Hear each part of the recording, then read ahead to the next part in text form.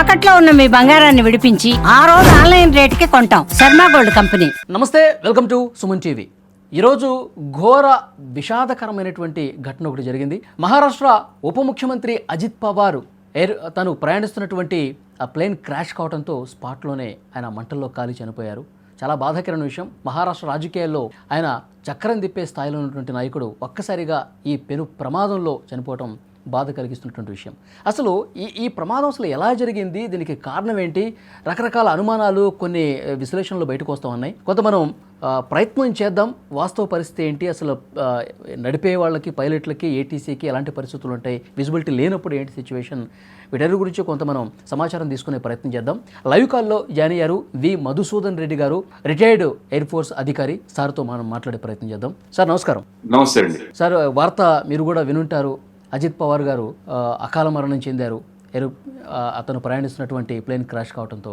అసలు సార్ ఎలా ఉంటుంది సార్, ఎందుకంటే సేఫ్ ల్యాండ్ చేస్తున్నటువంటి క్రమంలో అసలు ఎలాంటి పరిస్థితులు ఉంటాయి, ఏటీసీతో ఏం మాట్లాడతారు, ఈ ప్రమాదాన్ని మీరు చూసిన తర్వాత మీ అనుభవం ప్రకారం ఏం జరిగి ఉంటుందని మీరు అనుకుంటున్నారు? ఓకే అండి. ప్రతి ఎయిర్ క్రాష్ చాలా విషాదం అండి. ఇందులో 5 మంది, అజిత్ పవార్ గారే కాదు, ఇంకా 4 చనిపోయారు. అందులో 2 పైలట్స్ ఉన్నారు, వాళ్ళ ఓన్ ఎంట్రాజ్ కూడా ఉంది. It's a very sad accident. Unfortunately ఇవన్నీ స్పెక్యులేషన్స్ అండి. ఇప్పుడు ఏం జరిగింది అనేది తెలియదు. ఎందుకంటే యాజ్ ఆఫ్ నౌ తెలిసిన ఇన్ఫర్మేషన్ ప్రకారం ఏరోప్లేన్ టేక్ ఆఫ్ అవడము, బారామతి ఎయిర్ఫీల్డ్ చేరుకోవడము, ఫస్ట్ టైం అటెంప్ట్ కూడా చేశారు రన్వే ల్యాండ్ అవడానికి. అటెంప్ట్ లో సక్సెస్ఫుల్ కాకపోతే పైలట్ కాల్ ఇచ్చాడు, అని రన్వే కనిపించలేదని చెప్పేసి మళ్ళా వస్తాం ల్యాండింగ్ అని చెప్పేసి. దీన్ని go round procedure, overshoot procedure అంటారండి. గో రౌండ్ అయిపోయి మళ్ళా తిరిగి వచ్చేటప్పుడు సెకండ్ టైం వచ్చి అప్పుడు క్రాష్ అయింది. రన్వే పక్కనే క్రాష్ అయిందండి. రన్వే ఓరియంటేషన్ 110290 అండి డైరెక్షన్. అంటే basically almost east to west orientation. అయితే దీనికి చాలా కారణాలు ఉండొచ్చండి. ఎందుకు జరిగిందంటే ఫస్ట్ టైం రన్వే కనిపించకపోవడానికి కారణం ఉంది. ఎస్పెషలీ మనకు ఈస్ట్ డైరెక్షన్ లో వచ్చినప్పుడు పొద్దున్న టైంలో ఎండ మన ఎదురుగా సన్ ఉంటుంది. కొంచెం హేజీ వెదర్ కండిషన్స్ ఉంటే chances are there that runway sight కనిపించకపోవడం chances are there.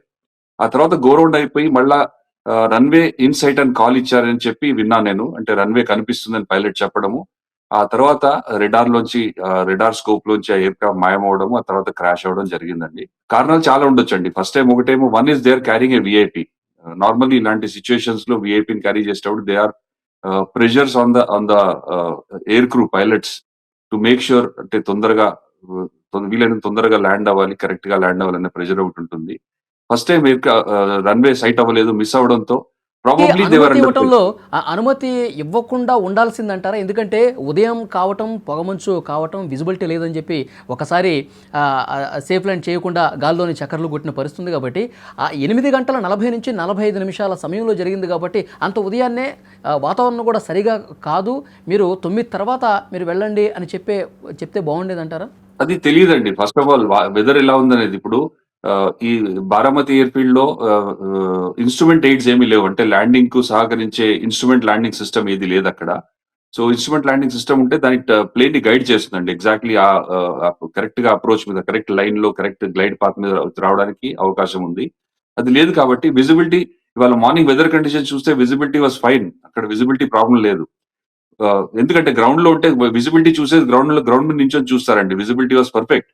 Problem is when you slant visibility అని ఉంటుంది. అంటే మనం స్లాంట్ యాంగిల్లో చూసే విజిబిలిటీ, పైనుంచి కిందకి చూసినప్పుడు దెర్ ఈస్ ఎ పాసిబిలిటీ, ఎదురుగా ఎండ ఉన్నది కాబట్టి, ఆ ఎండ పడుతుంది కాబట్టి there is a possibility that the miss the runway. ఇంకొకటి అండి, when you're use to operating from all good, అంటే పెద్ద ఎయిర్ ఫీల్డ్స్ నుంచి, instrument landing system airfield నుంచి అలవాటు ఉన్నప్పుడు there is a bit of difficulty ఉంటుందండి. అంటే ఇన్స్ట్రుమెంట్ ల్యాండింగ్ ప్రొసీజర్స్, అంటే ఇన్స్ట్రుమెంట్ ల్యాండింగ్ సిస్టమ్స్ లేనప్పుడు, ల్యాండింగ్ వచ్చినప్పుడు విజువల్ గా మనం రన్వే పికప్ చేసుకోవాలి. విజిబిలిటీ అప్పుడు కొంచెం డిగ్రేడ్, అంటే పర్ఫార్మెన్స్ లో డిగ్రేడేషన్ ఉంటుంది. అంటే మనం ఆ పైలట్ పర్ఫార్మెన్స్ లో ఇన్ టర్మ్స్ ఆఫ్ స్ట్రెస్ పెరుగుతుందండి. ఎందుకంటే రన్వే కనిపించకపోవడము, దట్ ఈస్ నంబర్ 1. నంబర్ 2, ఎదురుగా ఎండ ఉండడము. And it could be a airfield which is new to them. అంటే మేబీ ఇంతకుముందు ఎప్పుడు ల్యాండ్ కాకపోవడం, ఇలాంటివన్నీ కారణాలు ఉంటాయి. Maybe that is what is created a pressure on them అని అనిపిస్తుంది నాకు. But second time land first అవ్వకపోవడానికి టైం విజిబిలిటీ కనిపించలేదు, ఏటీసీ నుంచి గ్రీన్ సిగ్నల్ రాలేదు, వాళ్ళు గాల్లో చక్కర్లు కొట్టారు.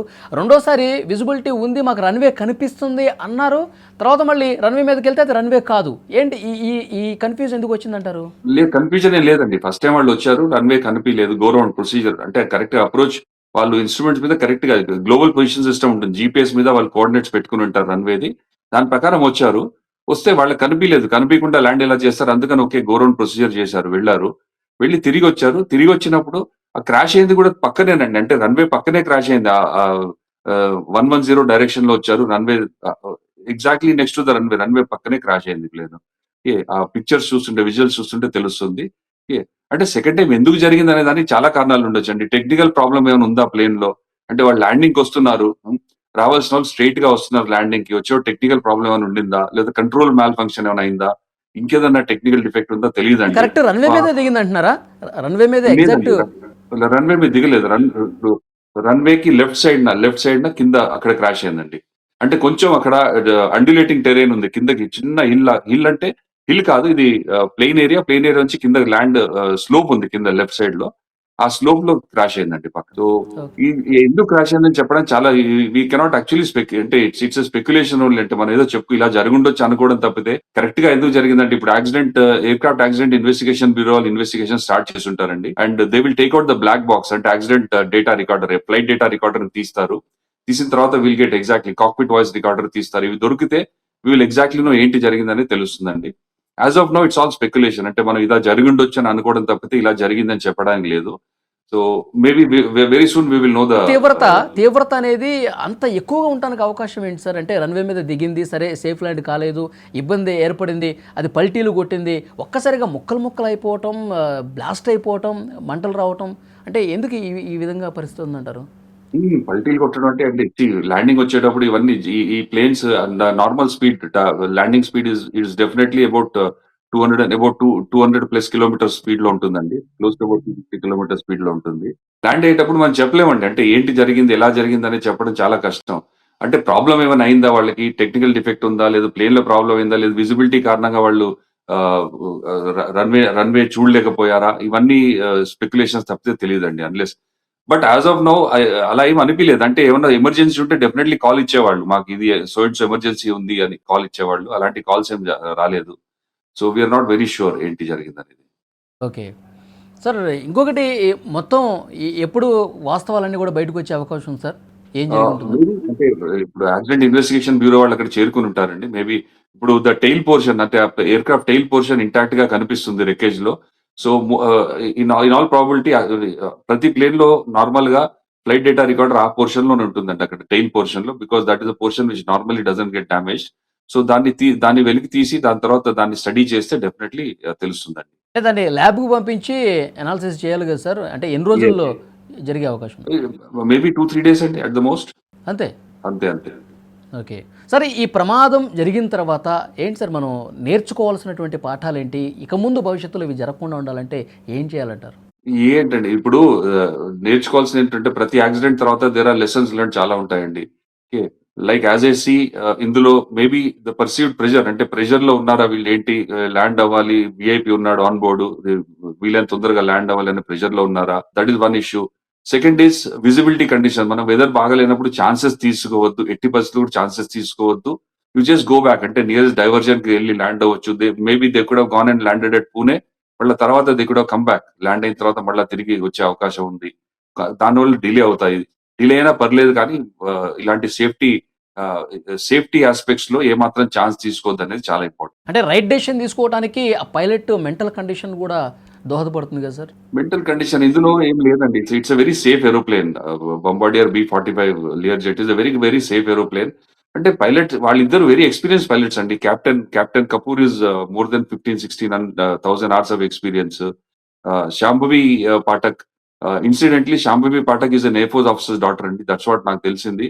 అంటే నాకన్నా 1 year junior officer Vikram Pathak అని ఉండేవాడు. వాళ్ళ డాటర్ అట Shambhavi Pathak. Unfortunate she also has more than 1,500 hours of experience అండి. ఇంత ఎక్స్పీరియన్స్ ఉన్న వాళ్ళకి నార్మల్ గా మెంటల్ కండిషన్ అనేవి అలాంటి ఇష్యూస్ ఏమి ఉండవండి. There is no problem. అది కూడా డ్యూయల్ పైలట్ కాక్పిట్ కాబట్టి అలాంటి ఇష్యూస్ ఉండవు. కొంతమంది ఇంకొన్ని అనుమానాలు కూడా వ్యక్తం చేస్తున్నారు. ఏంటంటే ఈ ప్రైవేట్ ఎయిర్ క్రాఫ్ట్స్ కావచ్చు, వాళ్ళు సరిగ్గా డీజీసీఏ నిబంధనలు పాటించరు. ఏదైతే ఒక నిబంధన ప్రకారం అందులో పార్ట్స్ చేంజ్ చేయడానికి ఇన్ని గంటలు ట్రావెల్ చేసిన తర్వాత కొన్ని పార్ట్స్ చేంజ్ చేయాలి, కొంచెం నిర్లక్ష్యంగా వ్యవహరిస్తూ ఉంటారు. అలాంటి సందర్భాల్లో కూడా ఇవి జరుగుతూ ఉంటాయని చెప్పి కొంతమంది మాట్లాడుతున్నారు. నిజమేనా సార్? కొన్ని ప్రైవేట్ కంపెనీస్లో ఇవి సరిగ్గా చేయరా? అది చాలా రేర్ అండి. ఏరోప్లేన్స్ తో ఛాన్సెస్ తీసుకోవడం అనేది నార్మల్ గా జరగదండి. ఎవ్రీథింగ్ హెస్ గాట్, అంటే ప్రతి కంపోనెంట్ ఏరోప్లేన్ లో దానికి ఒక లైఫ్ ఉంటుంది. Whether you take it from a tyre కూడా దానికి ఇన్ని ల్యాండింగ్స్ అయితే దాన్ని చేంజ్ చేయాలని ఉంటుంది, ఆర్ పీరియాడిక్ ఇంత డ్యూరేషన్ తర్వాత చేంజ్ చేయాలి. ఎవ్రీ కంపోనెంట్ దానికి ఒక లైఫ్ అనేది ఉంటుందండి. ఆ లైఫ్ ప్రకారం వాళ్ళు మెయింటెనెన్స్ చేసేవాళ్ళు డెఫినెట్లీ సర్వీసింగ్ చేసినప్పుడు they do the servicing. Component change చేయాల్సి వస్తే దాన్ని చేంజ్ చేసేస్తారండి. Let's say for example a particular fuel pump ఉందనుకోండి, దాని life if it is 1000 hours of life, 1000 hours అవగానే వెంటనే డెఫినెట్లీ చేంజ్ చేస్తారండి. అందులో there is no doubt about. Okay. అలా షార్ట్ కట్ తీసుకుంటారని నాకు డౌట్ అండి, especially when it comes to matter of life and death. అన్ని ఎయిర్ క్రాఫ్ట్ కంపెనీస్ మీద డీజీసీఏ నిఘా అయితే ఉందంటారు పక్కాగా? ఉంటుంది 100% ఉంటుందండి. ఇన్స్పెక్షన్ నడుస్తుంది డెఫినెట్లీ. చూద్దాం సార్, ఇక ఈ 1 week లోపల అసలు ఏం జరిగింది, బ్లాక్ బాక్స్లో ఏముంది. వాళ్ళు ఫస్ట్ వాళ్ళు ఏటీసీ నుంచి అనుమతి రాకముందు గో అరౌండ్ చేశారు కదా, ఆ సమయంలో ఏం మాట్లాడుకున్నారు? అనుమతి ఇచ్చారు. ఫస్ట్ టైం వాళ్ళకి ల్యాండింగ్ అనుమతి ఇచ్చారు. వాళ్ళకి రన్వే కనిపించక వాళ్ళే డిసైడ్ చేసుకున్నారు మనం విల్ గో రౌండ్ అనేసి. అంటే గో అరౌండ్ లో వాళ్ళు ఏం మాట్లాడుకున్నారు అన్నది కూడా బయటకు వస్తుందండి. కాక్పిట్ వాయిస్ రికార్డర్ లో వస్తుంది సార్. చూద్దాం సార్, నిజాలన్నీ బయటకు వచ్చాక మళ్ళీ ఒకసారి మనం మాట్లాడదాం. Thank you very much. Thank you. జై హింద్.